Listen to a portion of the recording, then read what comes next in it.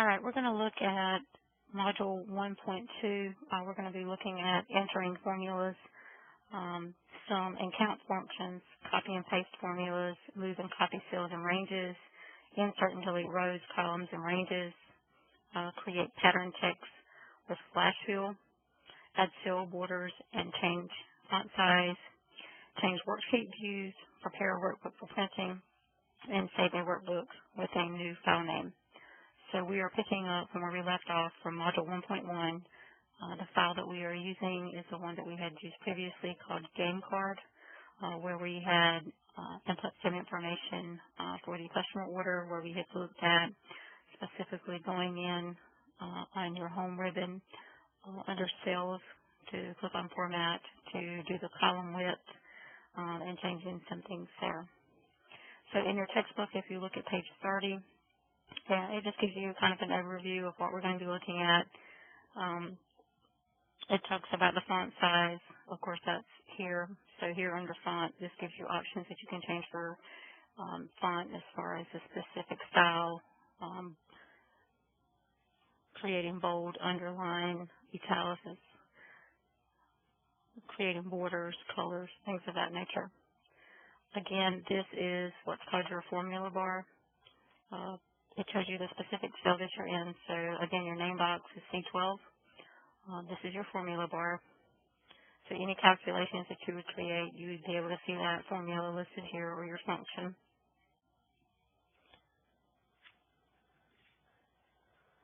So if you turn to page 32, we're going to look at performing calculations with formulas.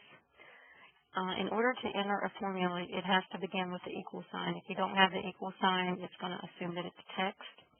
So in figure 122, it goes over the arithmetic operators, which are your addition, subtraction, multiplication, division, exponential. And then your order of operations is basically the same as it applies in any math class that you would take. So make sure you're familiar with that so you understand if you create your specific formula based on how the order that you put it in is how it will calculate your result.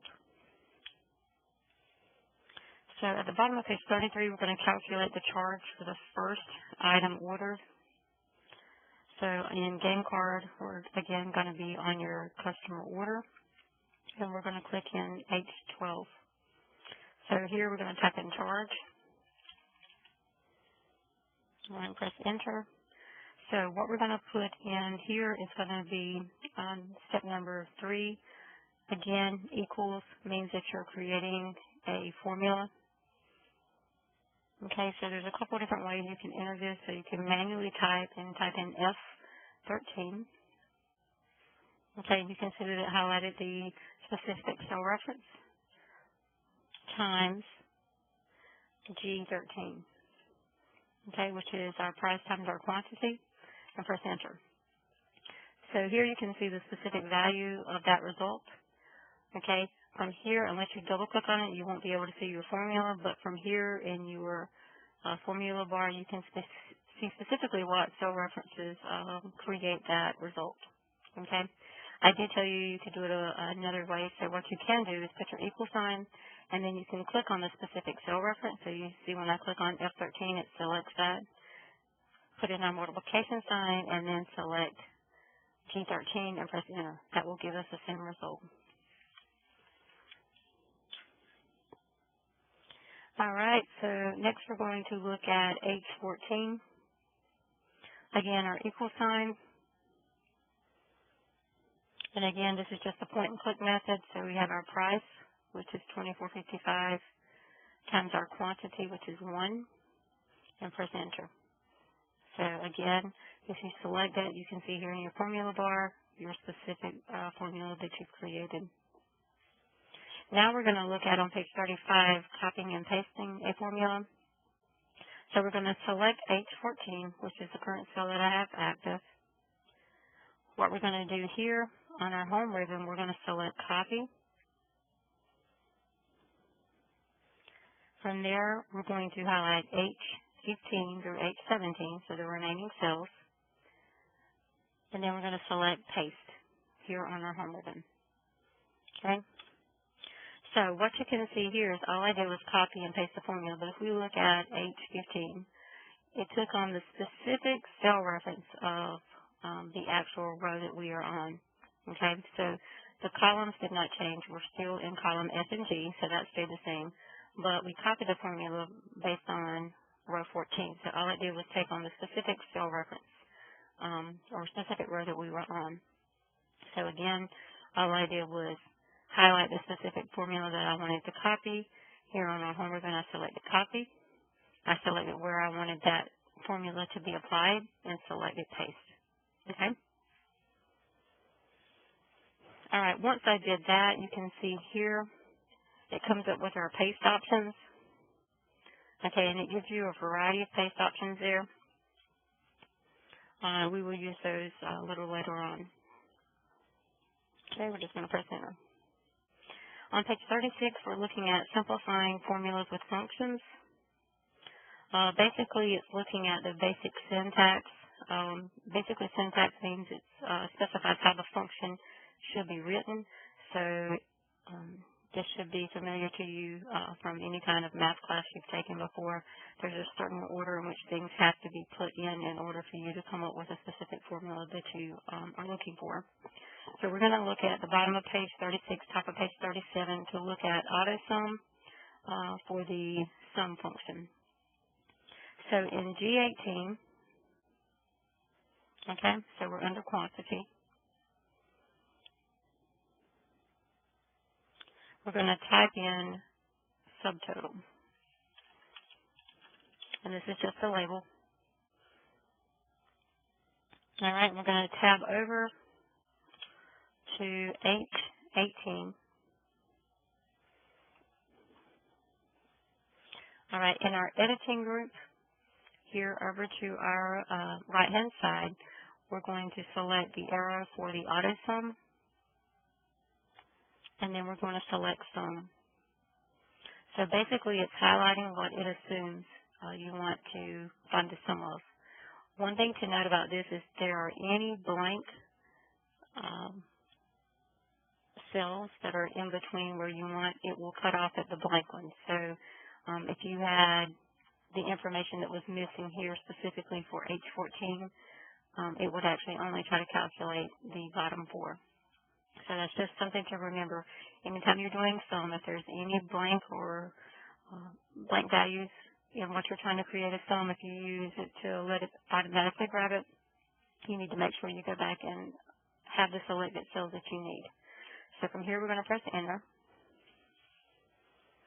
So you can basically see, again, so if I show you your formula bar here, our basic syntax is equal signs because it is an equation, it is a formula. Sum is the function that we want to accomplish, and it's selecting a range of cells from H13 to H17, and it gives us our subtotal here. Okay. Next, we want to add the sales tax and handling fee to the worksheet. So in G11,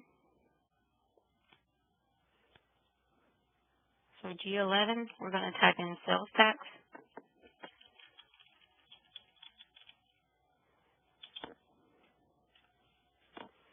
All right, and this told us to tab over, but I had pressed enter, so we're going to be in H11. And then here, we're going to type in 5 and then the percent sign. Now we're going to come down to G19. We're going to type in tax, tab over. And now our formula is in step 4 at the bottom of page 37. So again, equal, and we're going to select H11. So again, H11 is here, it's our 5%. We're going to multiply that times H18, which is our subtotal, and press enter. So the tax would be $9.93. Next, we're going to look at handling. So in G20, we're going to type in handling, tab over, and then here we're going to manually type in $4.75. Okay? I forgot to put my dollar sign, so to edit, again, you can double click, or you can also select the cell and then edit here in the formula bar, okay? All right, next we want to calculate the order cost. So in G21, we're going to type in total and tab over. Next, we're going to type in equal, which again makes this a formula. Type in sum. So you can manually type it in, and you can also use the functions that are on your keyboard. Then what we want to do is we're going to type in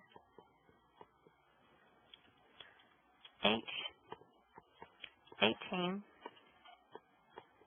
colon H20, and then we're going to enter parentheses, and we're going to select enter. So basically, all it does is give us the total of your subtotal, the tax, and the handling. So you should have $213.25. As we move forward, we'll go through and show you how to do this quicker. So you could have done, if we delete this value here, we could have selected here on our home ribbon the auto sum, and you can see it's only selected the first two. What you need to do is select with your mouse and select subtotal, tax, and handling, and press enter, which would give you the same value. On page 39, we're going to look at modifying a worksheet. We're going to be moving and copying a cell or range. We're going to use a technique called the drag and drop, because basically you just select it and then drag it somewhere and drop it to the specific cell reference that you want. So on page 40, in the middle of the page, we're going to select the range G18 through H21. So G18 through H21. All right, now that we have this selected, what we're going to do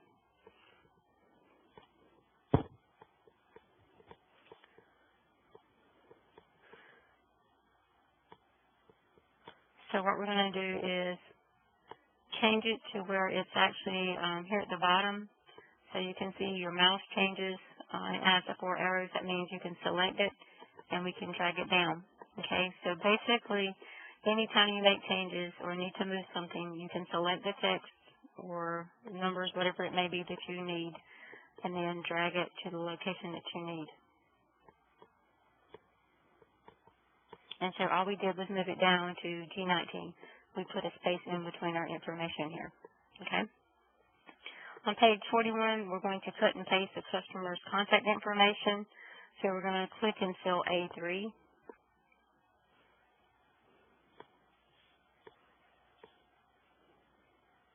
All right, now we're going to select Control, Shift, and End. And you can see what it did was it selected the information that we had specifically in the text that we had created. So it didn't select the entire sheet. Again, we selected A3, and on your keyboard or on your laptop, you're going to press Control, Shift, and End. And that selects pretty much the range of information that you have inputted into your workbook. So from here, on our Home tab, we're going to select Cut. So again, this is our home ribbon. Over to your left, we're going to select Cut. You can see from that it creates a dotted line. It looks like it's kind of rotating around. Now what we're going to do is click on A9. All right. So from here, we're going to go back up to our clipboard group, and we're going to select Paste. So all we did was select that information, cut it, and then paste it. All right, so next we're going to look at on page 41 at the bottom using the count function. So basically your count will count a range. So we want to add the order summary. So we're going to click on A3 and we're going to type in order ID. We're going to tab over and we're going to type in C10489. And that's in B3. We're going to press enter. Now we're going to type in shipping date in A4. So again, here we are in A4. We're going to type in shipping date. Tab over and 4/3/2017. Press enter. And then in A5, we're going to type in delivery. Tab over. And we're going to type in standard.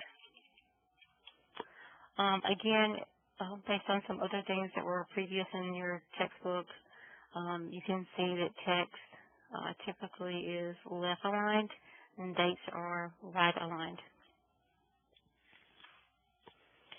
All right, so in A6, we're going to type in items ordered, and this is on page 42 in your textbook. We're going to tab over, and this is where we're going to actually use our count. So in step number 5, we're going to type in the equal sign, and then we're going to start typing in count. As you can see, it gives you options based on specific functions that are predefined within Excel. So you can type it out, or you could select the appropriate one from the drop-down list here. So we're just going to select count, and then it shows you here basically the syntax. It needs to know what values in order to count. So from here, what we want to select is G19. So G19 starts here, and then we're going to go down to 23. So we have G19 through G23. Okay, we're going to end our parentheses, and we're going to press enter. And so you can see there's a value of 5. Now, it didn't necessarily count the numbers that are here as far as the quantity.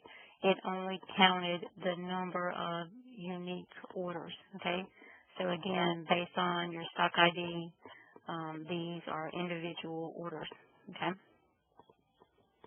All right, so we're going to type in total charge in A7. Okay, we're going to tab over. And here we're going to type in, so we're going to create another formula. So you always have to have equal to make it a formula. We're going to type in H28 and press enter. So again, all this is telling you is to find the total charge for this order is to refer to this specific cell that has calculated the orders that have been placed, has added the subtotal tax and handling fee to give you your total of 213. So this is just telling you to refer to this specific cell. Okay. Next, we're going to look at inserting a column or a row. Top of page 43 gives you a reference on inserting and deleting rows or columns. So at the bottom of the page, we're going to click on row 21. So row 21. All right, so here on our home tab again, our home ribbon, under the cells here group, we're going to select insert, or it also gives you the shortcut keys. So we're going to insert rows. Okay, so it basically inserted a row here for us. So we're going to enter a new stock number, which is the SU25.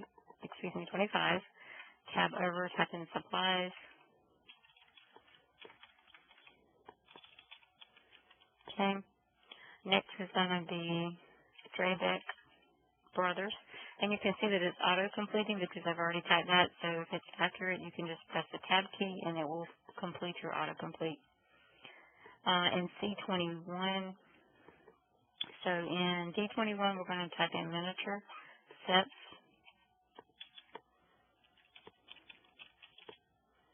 And then 12 in parentheses. Press the tab. We're going to leave the players blank. Then we're going to type in $23.55. Tab over. We're going to type in 2 for the quantity. All right, so in H20,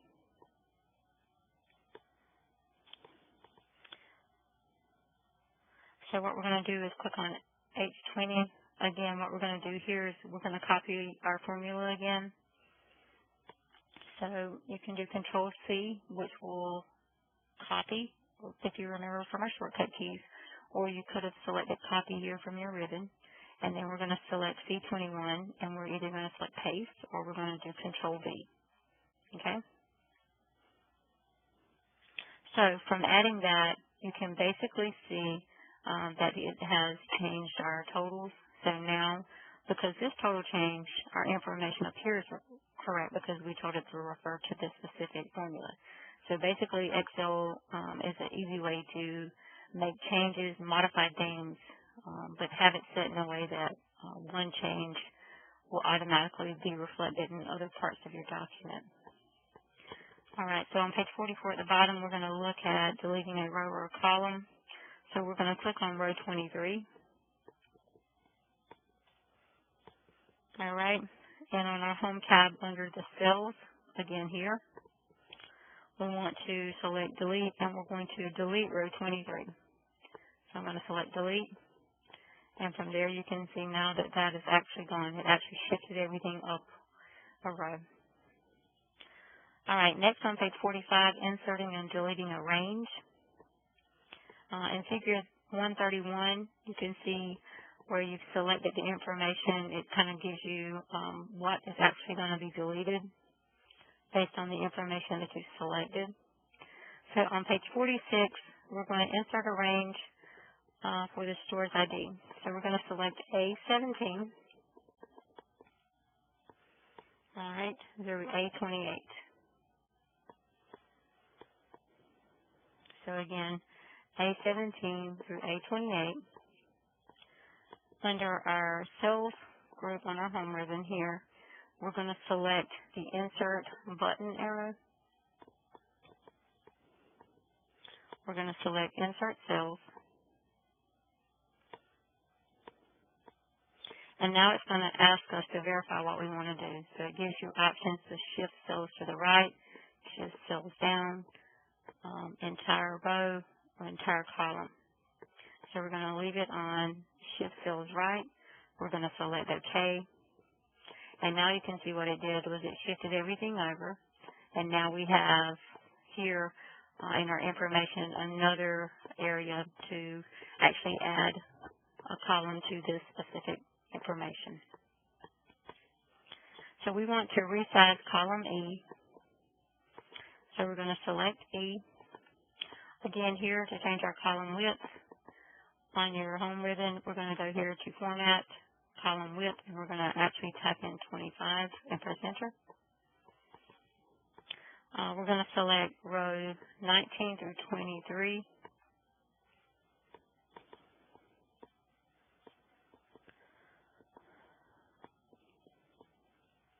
So select row 19 through 23.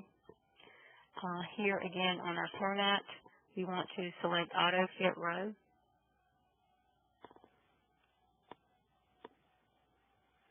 Okay, so height, Auto Fit Row height. Okay, and so now it changed it to the appropriate sizing.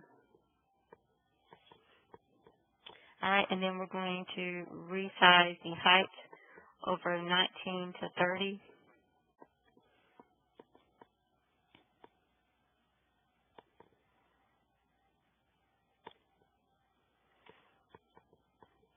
So from here, we're going to change from 30 to 40 pixels.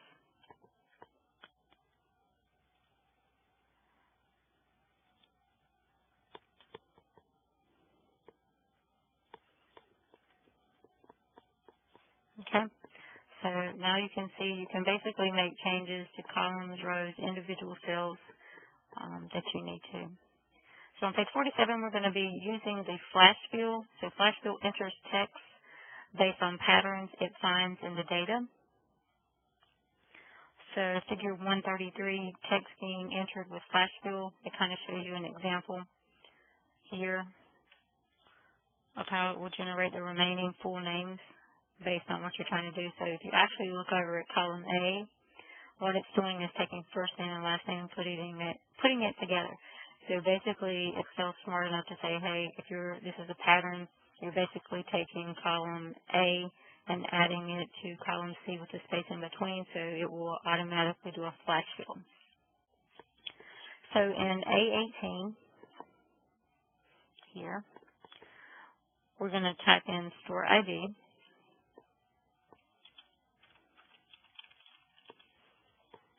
Okay, press enter. Now we're going to type in number 2 for the store ID, which is the ST71-Kings.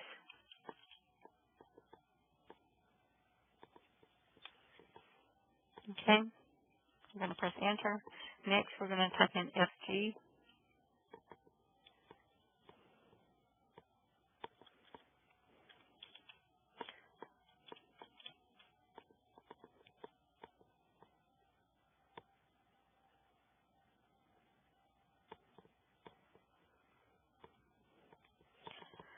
So from here, it should be giving you the flash fill for 14, but it is not. So I'm not sure if that's because we had previously stopped from tutorial 1.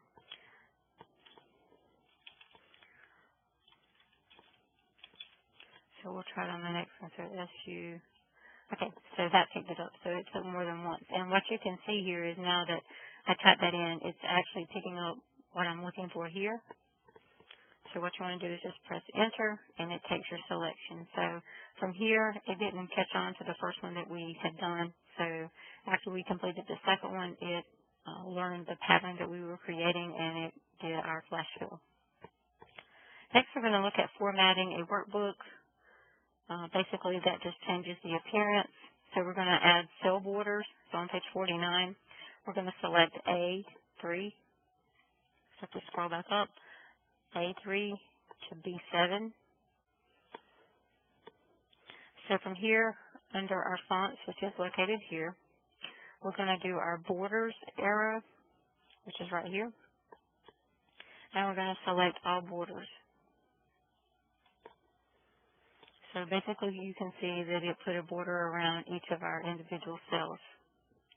Next, we're going to select A9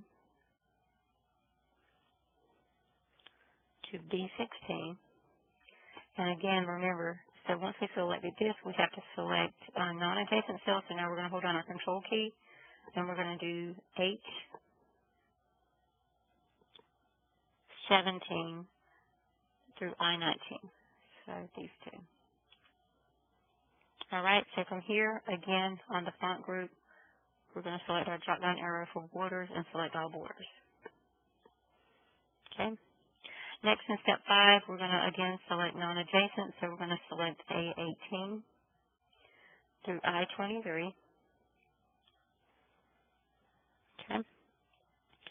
And then we're going to select H. So once we have this selected, I have to scroll down just a little bit. I'm going to hold down my control key and do H25 through I28. And again here, we're going to, on our font, select borders and select all borders.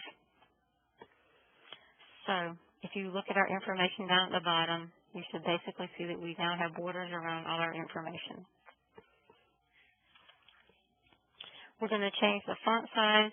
So in cell A1, if you remember correctly, if you want to get back to A1, you press the control key and home, and that takes you back to A1. So here, what we want to do under the font group again is we're going to select the font size button arrow. So again here, we're going to change that to 28.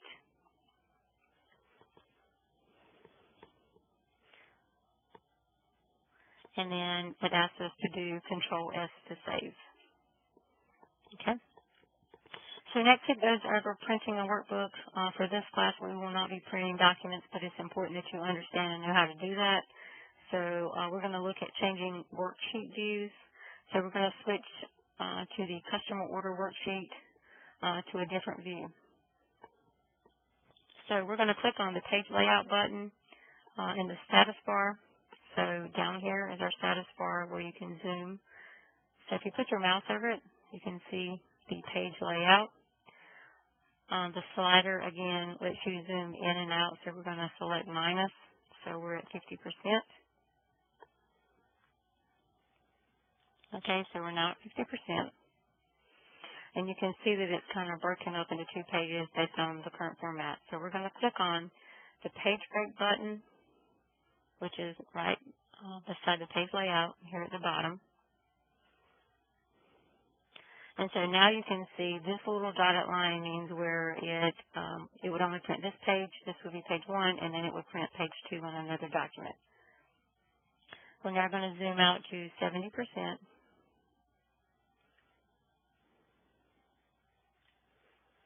Sometimes it's actually kind of hard to move it, so you can click on the actual number here, and it will bring up this box, and you can manually type in what percentage you want.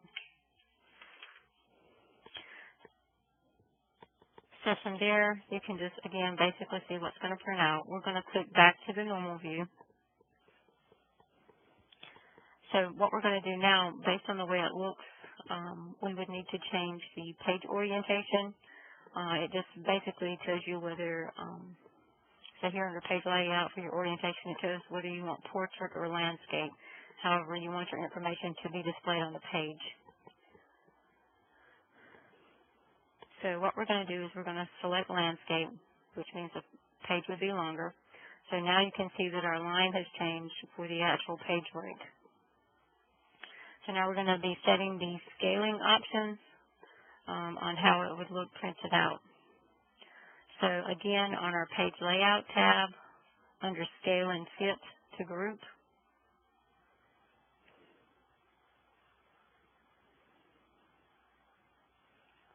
what we want to do is click on the width arrow. So again here. So here under width, we're going to change it to 1 page. And then for height, we're going to change it to 1 page. Okay, so from now, what we'll be able to do is see if we go back under our page layout, you can see that it now fits on 1 page. In our textbook, it also tells you to look at the printout, or what our information is going to look like when we actually go to print.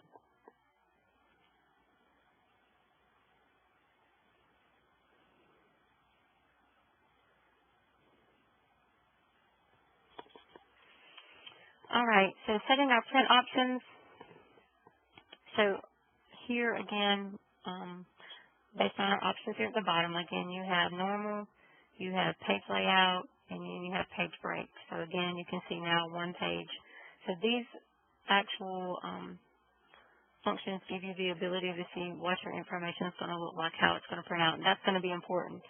If you would have printed it as it originally was, to have it on 2 pages would not have made sense, because on the second page you would have had no reference as to what these were referring to and how these totals came about. So on page 54, we're going to preview and print the document. So we're going to select File, which again takes you to what's called the Backstage view. Okay? We're going to click on Print, and then you have your options here. Okay, so what it does is give you a preview of what your document's going to look like. It tells you here the number of pages. So if you hadn't changed your actual orientation and it was 2 pages, then you could actually click through to see what each page would look like. So it's important to make sure you do that. So again, these are pretty familiar to you. I'm sure you've had experience printing, number of copies, of course, and then when you're ready, you would actually select print. So we're going to go back because we're not going to kill a tree. So we're going to look at the bottom of page 55 to display the cell formulas. This is important, so if you're trying to figure out what your formulas are to make sure you have them correct, instead of having to click in each cell to see what the formula is that's there, this is important. You're going to do Control plus and then the squiggly key. Okay, so you can see from that it's going to change the width of your document. But again, it's on the left side of your keyboard. All it is the Control key and then the squiggly key and I'm sure that's not the appropriate term. So the grave accent symbol. So that's what it's called. So control and the squiggly line, as I call it, next to your 1 over at the left of your keyboard. That will take you so you can look at the specific formulas, so you can see that it tells you G19 times H19 and so forth, so you can see specifically what your formulas are. It tells you what sum was calculated here, what was multiplied to give you your tax, and you can see here that handling was just a value that you entered. And again, control with your squiggly key takes you back to your actual results.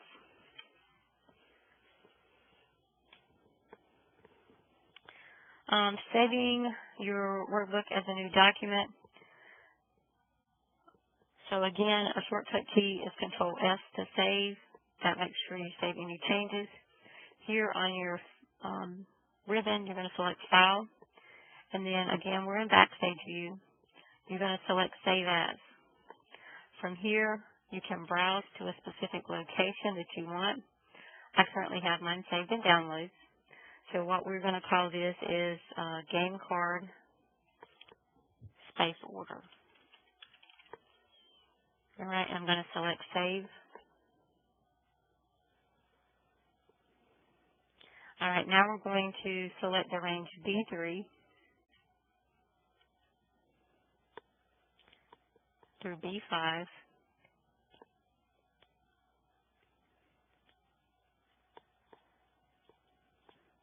Sorry, B3 through B5.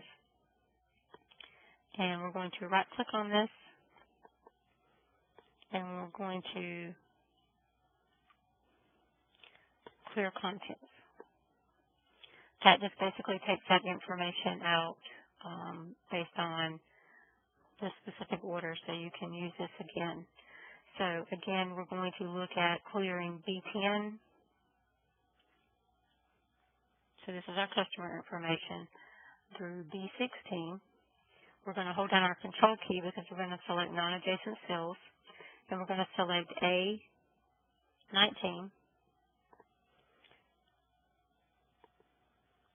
through H23. Okay? And we're just going to press delete. So there's two options. So basically we showed you before was to right click and clear contents, or you can select the specific information that you want to delete, which is basically user input, and press the delete key.